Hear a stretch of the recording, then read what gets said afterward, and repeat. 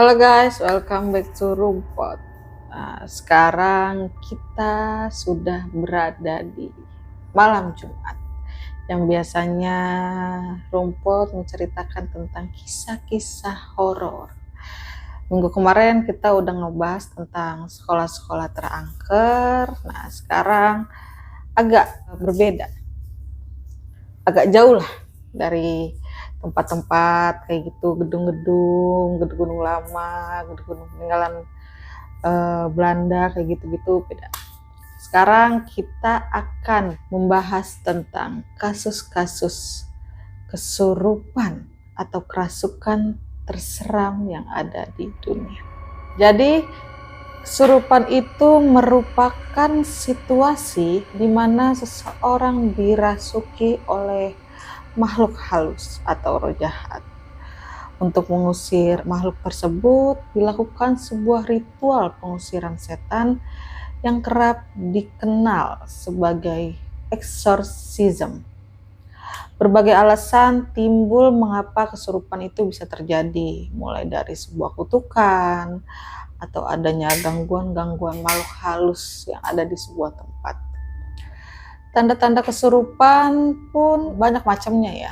Ada yang tubuhnya melayang, ada yang berteriak, dan bisa jadi kekuatannya itu berubah berkali-kali lipat dari kekuatan aslinya. Bahkan ada juga kesurupan-kesurupan yang sampai membuat seseorang itu kehilangan nyawanya karena terlalu besar kekuatan dari makhluk halus tersebut. Dan sekarang kita akan membahas kasus-kasus kerasukan terparah dan terseram yang ada di dunia sepanjang masa.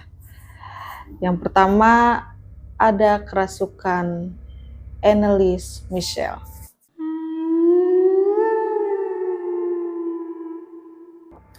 Anneliese Michel adalah seorang gadis cantik yang lahir di Bavaria, Jerman Barat pada 20 September 1952. Ia tumbuh di lingkungan keluarga yang sangat taat beragama. Kehidupan masa kecilnya pun sangat menyenangkan, sebagaimana anak-anak seusianya dulu. Ia dikenal sebagai anak yang cerdas, sopan, terus ceria gitu. Namun, di saat Anneliese berumur 16 tahun, pada tahun 1968, ia berubah tiba-tiba di saat dirinya itu pingsan. Ia kemudian seperti orang yang suka bengong, terus pas dia tidur suka mengigau. Lalu ia dianggap oleh keluarganya telah dirasuki oleh roh jahat. Setahun kemudian, pada tahun 1969, Anneliese kembali mengalami kejadian yang serupa. Ia tiba-tiba terbangun dari tidurnya, lalu tanpa sebab, ia mengamuk, tubuhnya langsung kejang-kejang, dan ia tidak bisa mengendalikan dirinya. Hingga orang tua Anneliese memanggil seorang dokter keluarga untuk memeriksa Anneliese. Tetapi dokter tersebut tidak menemukan penyakit apapun yang ada di badan Anneliese.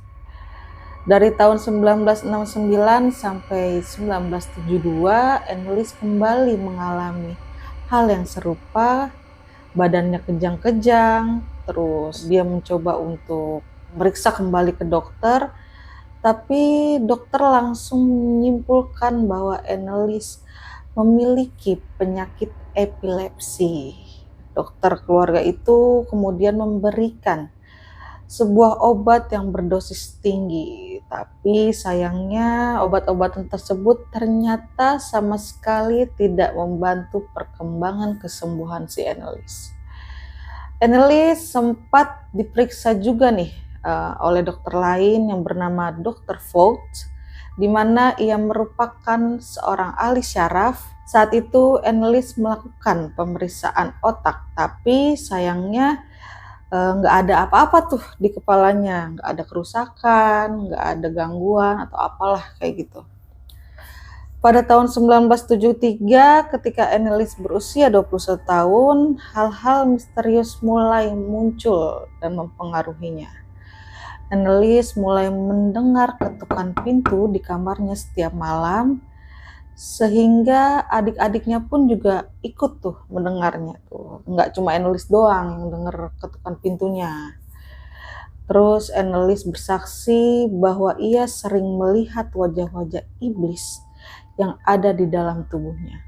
Annelies juga sering mendengar suara-suara bisikan yang berkata bahwa ia akan masuk ke neraka.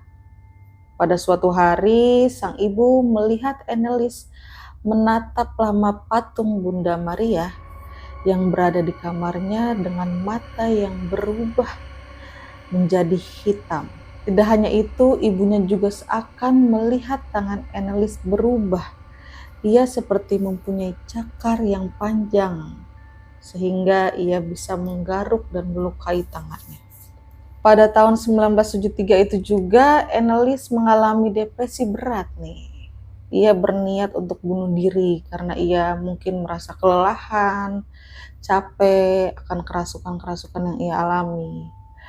Lalu ketika penyakitnya kambuh, ia sering merobek bajunya dan membenturkan kepalanya ke tembok. Banyak yang bilang ia sakit, tapi juga banyak juga yang bilang ia kerasukan. Ia juga sering menghancurkan aksesoris religius yang ada di rumahnya seperti patung-patung Bunda Maria dan ada juga foto-foto salib.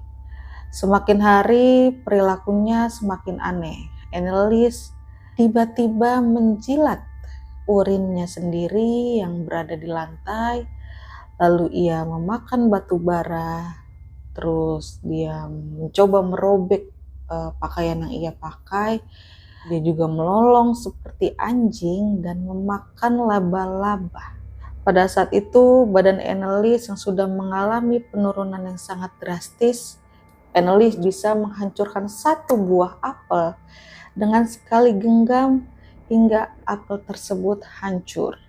Annelies mulai bertingkah aneh saat ia berdekatan dengan benda-benda keagamaan seperti salib dan air suci. Karena hal-hal berbau mistis mulai bermunculan, Ibu Annelies mulai tuh meminta pertolongan kepada tokoh agama yang bernama Father Roderick. Ia adalah seorang pakar pengusiran setan atau iblis dan juga bisa dibilang exorcism. Nah, ia mengatakan bahwa tubuh Annelies 100% telah dimasuki oleh iblis-iblis yang sangat jahat. Tapi sayangnya Pastor Roderick ini menolak dan tidak mau melakukan pengusiran setan itu karena mungkin dia mikirnya bakalan kalah kali ya ngelawan iblis-iblis yang banyak di dalam tubuhnya si Annelies itu. Lalu gak lama orang tuanya si Annelies mencoba nih meminta tolong ke pemuka agama setempat untuk bersedia melakukan pengusiran setan itu. Seorang uskup bernama Joseph Stang memerintahkan Pastor Arnold Renz dan Ernest Alt untuk melakukan kegiatan pengusiran setan. Pada tanggal 24 Desember 1975, proses ritual pun dilakukan, di mana dijadwalkan 1-2 kali dalam seminggu dan setiap sesinya ini berlangsung selama 4 jam. Dan proses ritual pertama pun dilakukan nih. Pastor Renz ini mengizinkan keluarga untuk merekam ritual tersebut ke dalam kaset untuk dijadikan sebuah bukti.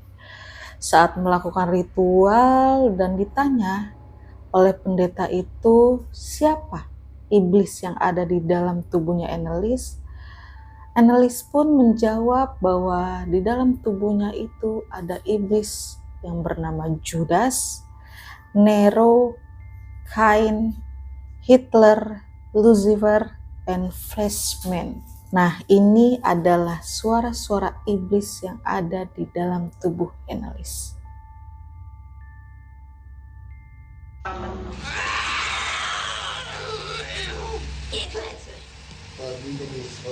Nein, ihr Klötze! Von der Mauer, ihr Klötze! Oh, so down every line! Sind wir schon 3?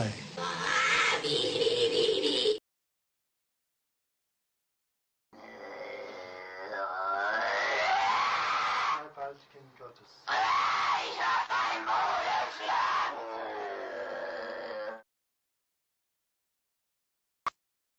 Die Ruhe. Ruhe gibt nur da oben. Ruhe gibt's nur dort, wo die Liebe ist. Ja, bei uns gibt's nur ja, no.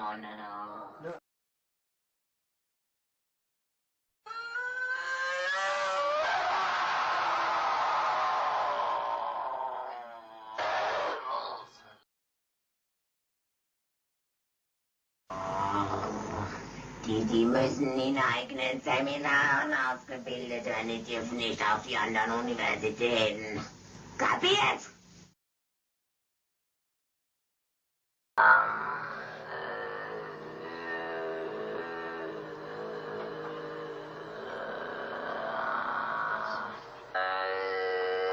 Im Namen deines Sohnes, den Jungfrau, im Namen Jesu, befehle ich dir auszufahren.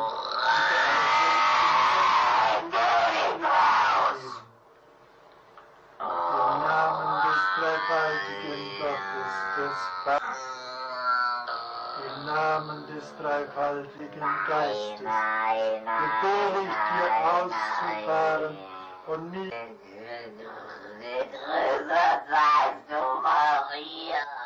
Semua roh ini saling berperang merebutkan tubuh Anneliese. Jadi selama proses ritual dijalankan, kondisi Anneliese semakin memburuk. Ia sering berbicara tidak jelas tentang kematiannya. Ia juga tidak mau makan serta minum. Kondisinya pun lama-kelamaan bertambah buruk. Tubuhnya mulai tidak kuat karena ia berhenti makan dan berhenti minum, dan tubuhnya juga penuh luka. Sayangnya ia meninggal karena kekurangan gizi pada 1 Juli 1976. Kisah tentang Anneliese ini sempat mengguncang publik Jerman, terutama setelah orang tua Anneliese dan kedua pastor yang melakukan ritual eksorsim ini dituduh oleh pengadilan telah melakukan pembunuhan. Namun untuk membenarkan tindakannya itu, mereka membawa rekaman ritual tersebut ke pengadilan. Tapi sayangnya kedua imam tersebut tetap dinyatakan bersalah melakukan pembunuhan akibat kelalaiannya dan dijatuhi hukuman selama 6 bulan, yang kemudian ditangguhkan dan mendapat 3 tahun masa percobaan. Dan kisah Anneliese diangkat menjadi film The Exorcism of Emily Rose yang dirilis pada tahun 2005. Nah, yang kedua kita akan membahas tentang Roland Doe.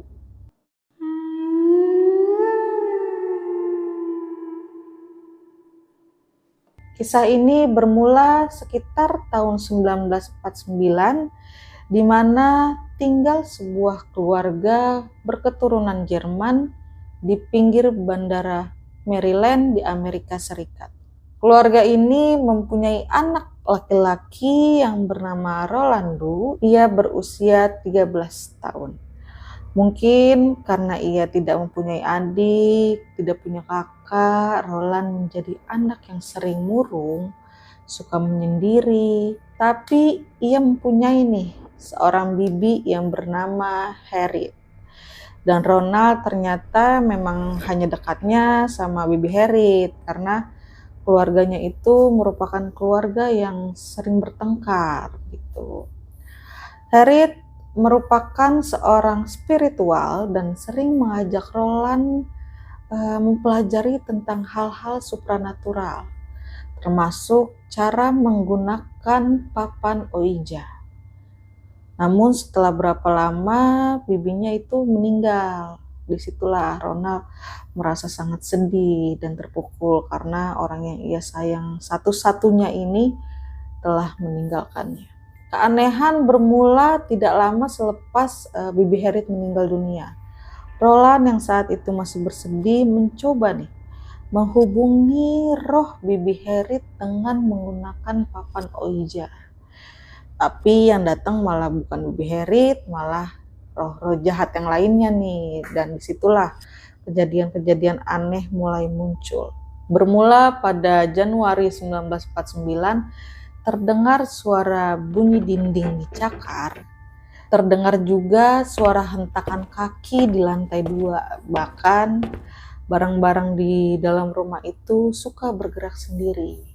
Pada suatu malam, Roland juga mengaku pernah suatu hari di saat ia tidur, badannya seperti ada yang menarik hingga ia terjatuh dari tempat tidurnya. Karena banyak kejadian-kejadian yang ia alami, akhirnya Roland dibawa oleh ibu dan bapaknya menemui pendeta yang bernama Luther Milescu. Keluarga Roland berkonsultasi dengan pendeta itu dan ia meminta izin untuk tinggal selama 1 hari di rumah keluarga Roland. Ketika malam datang, pendeta menyaksikan tempat tidur Roland tiba-tiba melayang. Lalu pendeta tersebut menyarankan keluarga itu untuk mencari bantuan ke pendeta lainnya. Kasihan amat, dia takut. Oke, lanjut. Seorang pendeta bernama Edward Hughes melakukan eksorsisme pada Roland di rumah sakit Universitas Georgetown, di mana selama ritual kaki dan tangannya Roland ini diikat. Lalu ia dibaringkan di atas kasur. Tapi ternyata Roland berhasil melepaskan dirinya dari ikatan dan ia mematahkan besi yang ada di bawah kasur itu untuk melukai lengan Pastor Hughes. Hal ini membuat proses ritual ini sempat dihentikan karena pendeta tersebut tidak sanggup menangani si Roland ini.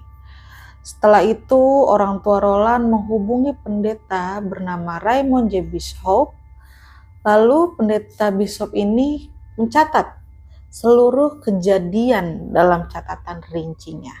Lebih lanjut, Bishop berkonsultasi dengan William. Dua pendeta itu mengamati bahwa Roland berperilaku normal nih pada siang hari. Tapi ketika pada malam hari, ia tiba-tiba sering berbicara dengan suara yang berubah serak, terus agak menyeramkan lah. Dan tempat tidurnya serta benda-benda yang ada di sekitarnya mulai bergetar dan melayang. Selanjutnya, ia menunjukkan ketidaksukaannya jika dihadapkan dengan benda-benda suci dan simbol-simbol suci. Setelah mempelajari ritual Romawi selama sebulan, pendeta Borden ini mulai melakukan pengusiran setan pada tanggal 9 Maret 1949. Ia dibantu oleh pendeta yang bernama Walter Halloran dan Roland dirawat di rumah sakit saudara Alexian di Santo Louis Selatan. Tidak lama kemudian, beberapa ritual kemudian dilakukan dan perilaku Roland terus menjadi semakin ganas, semakin menyeramkan. Di saat itu Roland sempat mengamuk dan menyebabkan insiden Roland mematahkan hidung pendeta Halloran. Lalu tidak lama muncullah luka pada tubuh Roland yang membentuk perkataan evil dan hell atau iblis dan neraka. Termasuk juga ada gambar-gambar setan. Pada tanggal 18 April 1949, pengusiran setan pun akhirnya berakhir dan pendeta menyimpulkan bahwa tubuh Roland akhirnya bebas dari entitas iblis.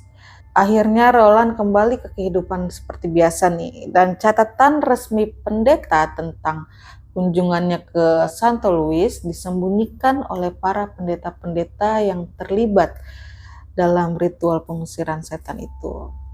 Tapi ternyata kisah ini dibuatkan film yang berjudul The Exorcist pada tahun 1973. Nah, yang terakhir ada kisah Anna Eklund.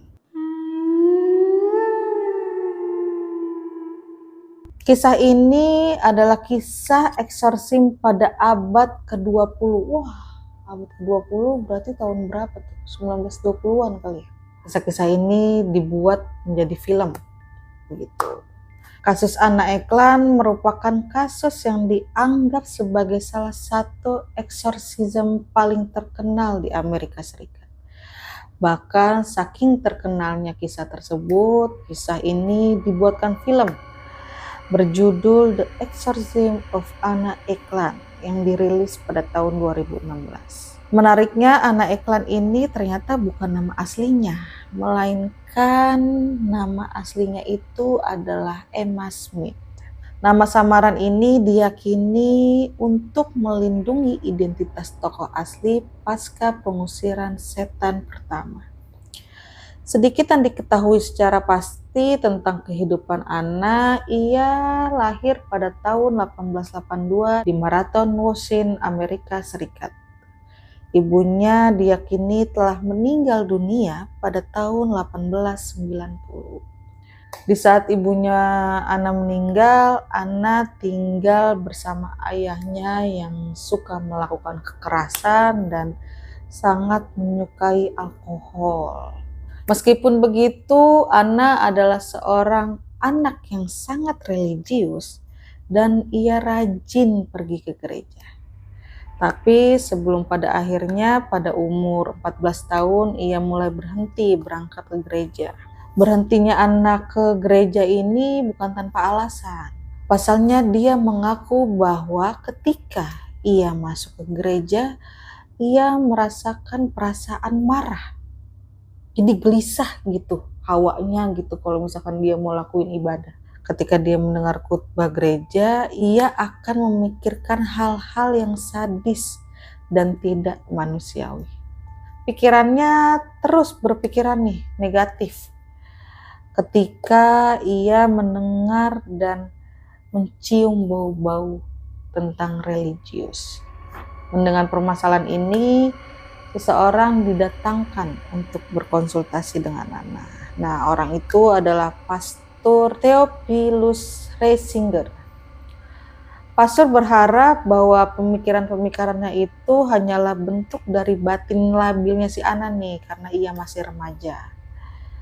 Sedikit nih kita bahas tentang Pastor Theophilus Ratzinger dulu ya. Ia sendiri lahir di Jerman pada tahun 1868. Pada usia 20, ia bergabung dengan Capuchins, sebuah organisasi perkumpulan pendeta Fransiskan yang didirikan pada abad ke-16. Capuchin ini memiliki paham yang cukup fanatik terhadap organisasi mereka sendiri nih, yang dimana mereka meyakini bahwa pendeta itu harus sederhana dan ia hanya bergantung kepada doa-doa. Theophilus ini berimigrasi ke Amerika Serikat dan mendapatkan pelatihan Alkitab di New York sebelum ia dipindahkan ke Wisconsin pada tahun 1912. Nah, pada tahun 1912 inilah ia bertemu dengan si Anna. Tidak lama setelah melakukan konsultasi dengan Anna, pastor langsung melakukan upacara eksorsim pertamanya. Upaya pengusiran tersebut terbilang sukses nih, karena nggak lama setelah itu Anna akhirnya mampu kembali ke jati dirinya lagi. Yang dia tidak masalah untuk ke gereja, dia melakukan ibadah, dia mendengarkan khutbah, kayak gitu-gitu. Semenjak itu pula reputasi pastornya ini meningkat. Ia menjadi sangat terkenal saat ia berhasil menyembuhkan si anak itu.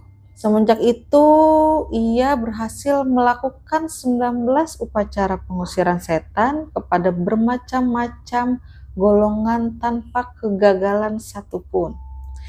Dan dalam waktu singkat ia sudah dikenal sebagai pastor yang sangat piawai untuk mengusir setan. Ganggu aja. Oke. Setelah eksorsim pertama ini, Ana mengalami sedikit kedamaian, tapi hanya sedikit. Sayangnya itu tidak bertahan lama. Ana menjadi yakin bahwa masalahnya ternyata berasal dari siksaan yang dia alami dari ayah dan bibinya itu yang sangat kejam. Entah dari mana, Ana sangat yakin bahwa bibinya yang bernama Mina ini adalah seorang penyihir. Dia mengaku bahwa dia pernah beberapa kali memergoki bibinya itu menaruh serbuk yang entah apa itu dimasukkan ke dalam makanannya si Ana. Ana yakin kalau itu adalah sebuah ramuan sihir yang membuat ia lupa dan menjauhi kepercayaannya. Setelah memakan makanan yang sudah ditaburi ramuan-ramuan sihir itu, Ana mulai nih muncul lagi pikiran-pikiran yang gak baik, terus ia sering mimpi buruk, pokoknya negatif thinking lah. Nah, saat itu Pastor Racing ini sedang berkhotbah nih di Earling, Iowa. Ia lalu dipanggil untuk kembali menangani Ana yang kerasukan. Nah, dia kedua kali tuh ketemu sama Ana. Kali ini dia membawa teman lamanya bernama Pendeta Joseph Steger dan meminta izin untuk melakukan eksorsisme di Earling itu. Nah, Earling ini memiliki beberapa tempat strategis nih. Ada gereja, ada asrama. Nah, di mana asrama itu bisa ditinggali sama si Ana untuk melakukan eksorsisme itu. Di situ juga ada jalur kereta yang cukup ramai, dan meskipun begitu, Earling termasuk kota yang tidak besar, sehingga eksorsisme bisa dilakukan dengan rahasia. Jadi nggak banyak orang tahu, walaupun itu kotanya kecil lah gitu. Singkat cerita, Ana tiba di Earling pada tanggal 18 Agustus 1928. Dia kemudian melaporkan bahwa pada saat kedatangannya dia mengalami perasaan marah, kesal, emosi, resah, nah semuanya tuh yang belum pernah ia alami. Ketika dia tiba di asrama, entah kenapa ia sangat ingin sekali menyerang para biarawati yang dia tahu bahwa biarawati itu membawa makanan nih buat si Ana, dan makanannya itu udah didoain gitu biar Ana merasa lebih tenang, kayak kita lah kalau lagi kerasukan dikasih air minum tapi didoain gitu. Nah, tapi sayangnya Ana menolak nih semua makanan dan minuman yang diberikan oleh biarawati itu. Bahkan perilaku anehnya mulai terlihat semakin tidak biasa ketika dimana ia dipergoki tengah menatap biarawati dari kejauhan sembari menggeram seperti kucing. Nah, di saat Racing tiba di stasiun kereta api, ia langsung bertemu dengan Steger. Mereka langsung bergegas menuju asrama tempat si Ana menginap. Dalam perjalanan menggunakan mobil, tiba-tiba rem mereka sempat blong nih. Dan hampir saja mereka mengalami kecelakaan. Tapi dalam keadaan tersebut, Steger sempat berucap nih katanya, "Aku tidak marah tentang semua ini. Aku malah akan terkejut jika semuanya berjalan lancar. Kesulitan akan muncul di saat iblis-iblis itu juga muncul. Dan iblis akan mencoba menggagalkan semua rencana kita untuk melakukan pengusiran setan terhadap Ana." Di saat mereka sampai, mereka langsung menyuruh Ana nih untuk berbaring di tempat tidur.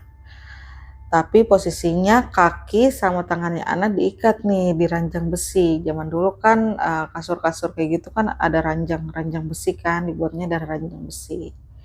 Lalu badannya si Ana ini dipegangi oleh beberapa biarawati terkuat di asrama.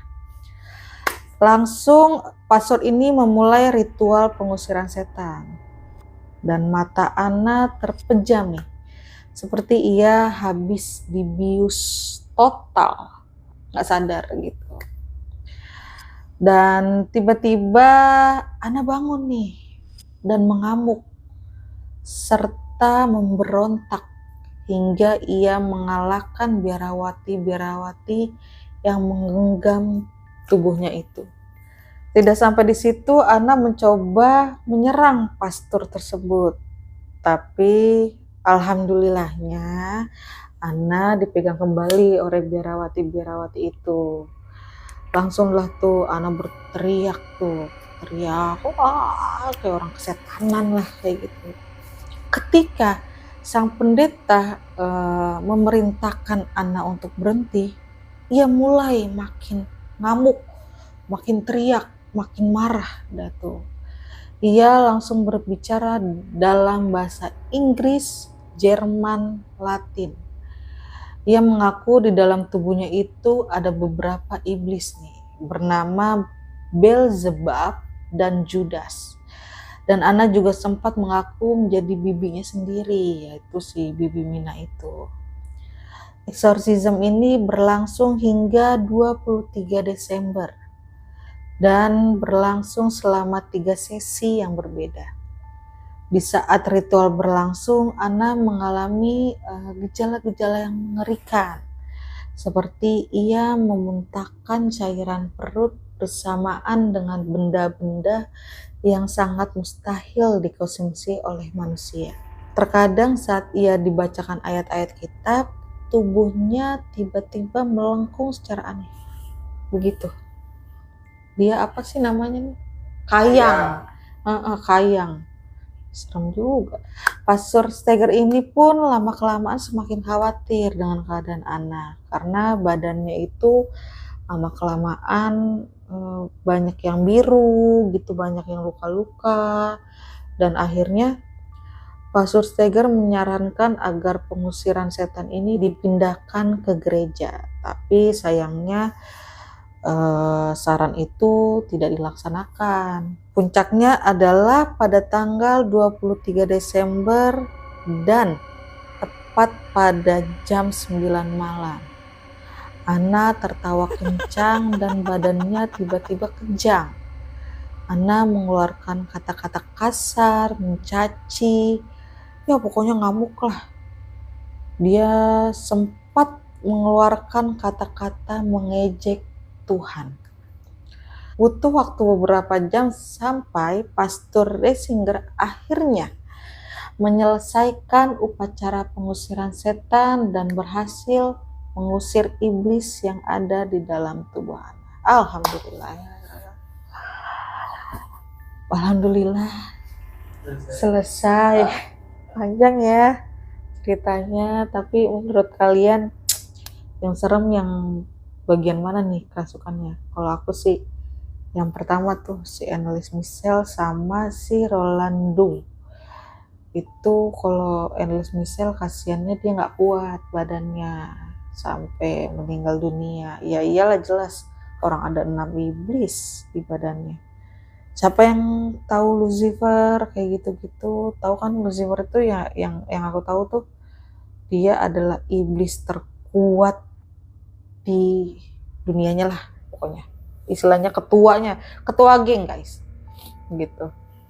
Nah, buat kalian yang punya rekomendasi tentang film-film horor yang diambil dari kisah nyata, boleh komen di bawah karena minggu depan mungkin kita akan membahas tentang film-film horor itu yang diambil dari kisah nyata. Karena dari pembahasan kita ini ada sebagian yang dibuatkan filmnya ya. Oke, segitu aja pembahasan kita tentang kerasukan paling epik di dunia yang membuat bulu kuduk saya merinding karena ini malam Jumat. Sendirian, nggak ada teman di samping kiri, samping kanan. Cuma tadi ditemenin sama kucing saya aja nih, kucing aku. Terima kasih kucing. Oh dia tidur habis nemenin ya. Oke, Pokoknya jangan di like, jangan di komen, jangan di subscribe karena obrolan ini, pembahasan ini tidak penting. Oke, assalamualaikum, bye.